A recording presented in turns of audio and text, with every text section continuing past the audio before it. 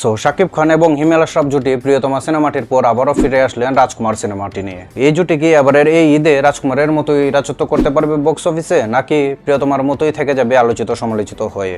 Hello everyone, this is Hasanta D Sajib, আর আজকে এই রাজকুমার মুভিটি নিয়ে কথা বলতে যাচ্ছি। Let's start.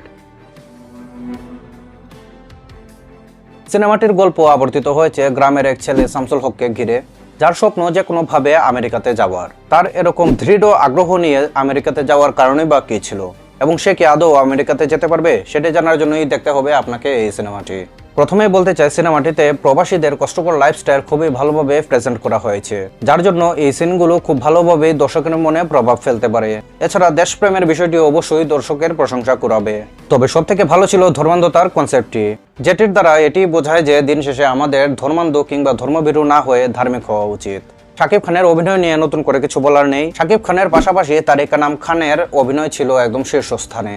এজাজুল ইসলামের comic timing plus natural acting আপনাকে এক সেকেন্ডের জন্য বোর করাবে না। শাকিব খানের মায়ের চরিত্রে ছিলেন মাহিয়া মাহি, এবং এক সেকেন্ডের জন্য মাহির অভিনয় দেখে মনে হয়নি যে ওভার অ্যাক্টিং বা এরকম কিছু ছিল। তবে লাস্ট সিনে যদি আরো একটু ইমোশন শো করতো তাহলে বিষয়টি আরো স্মুথ হতে পারতো।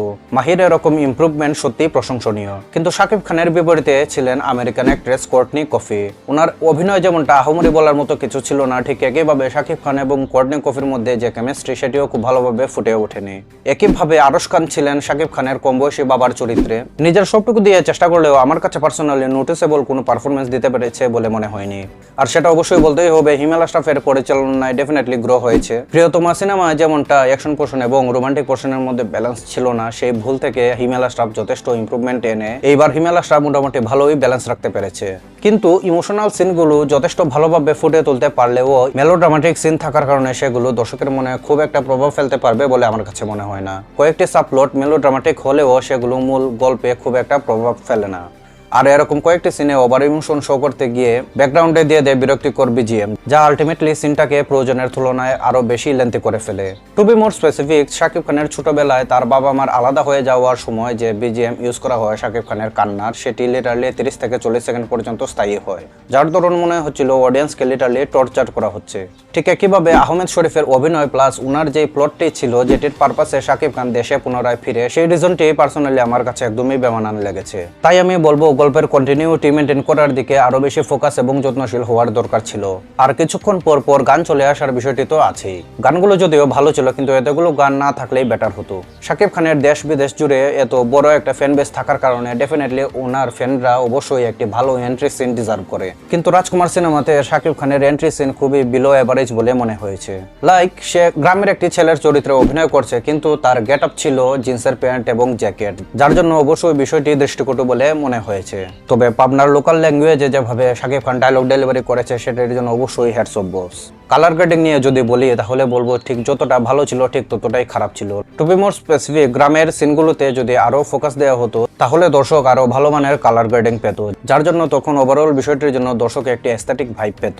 এখন আসি সিনেমাটির সব থেকে বড় ড্রব্যাক নিয়ে, যেখানে সিনেমাটির একটি মেজর সিকোয়েন্স নিয়ে কথা বলতে যাচ্ছি। তাই আপনি যদি এখনো সিনেমাটি দেখে না থাকেন তাহলে স্পয়লার এড়াতে নিচের দেয়া ডিউরেশন থেকে ভিডিওটি কন্টিনিউ করুন। ওকে, সো মুভিটির শেষ দৃশ্যে শাকিব খান মারা যায় এবং হিমেল আশরাফ যথেষ্ট ভালোভাবে সিনটি ফুটিয়ে তুলতে পেরেছেন। কিন্তু আমার কাছে পার্সোনালি বিষয়টি একদমই বুলশিট বলে মনে হয়েছে, কেননা ভিলেনের আগে থেকে দেশে আসার কোনো সিকোয়েন্স নেই, প্লাস নায়কের সাথে ভিলেনের খুব একটা কথাবার্তাও হয়নি এই বিষয়ে। হুট করে উড়ে এসে জুড়ে বসে শাকিব খানকে মেরে দিয়ে চলে গেল। যদি এখানে শামসুল হক ওরফে সেম চরিত্রটি তার বাবা মা এর পুনর্মিলন ঘটাতো, তাহলে সিনেমাটির নাম রাজকুমারের সাথেও মনে হতো যে গল্পের নায়ক আসলে রাজকুমারের মতো একটি কাজ করেছে। তাদের বাবা মার পুনর্মিলন ঘটাতে গিয়ে যদি একটা অ্যাকশন সিকোয়েন্স ঘটতো ভিলেনের সাথে, এবং তখন যদি শাকিব খান মারা যেত, তাহলে বিষয়টা আরো স্মুথ হতে পারতো।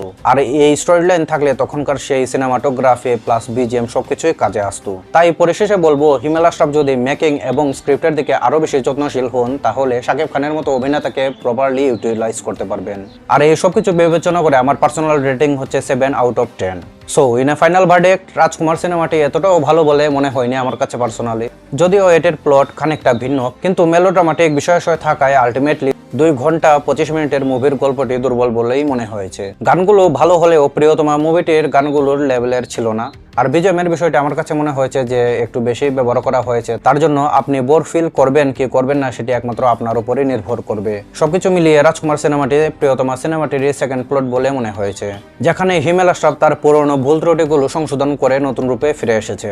তাই আমার কাছে পার্সোনালি মনে হয় না যে এই সিনেমার জন্য 300-400 টাকা খরচ করা ওর্থি হবে। With that being said, follow me on my Facebook, Instagram and YouTube প্ল্যাটফর্মে। So let's do let me know next আপনি কোন মুভিটার মতো বা সিরিজের রিভিউ দেখতে চান। Till then, see you guys.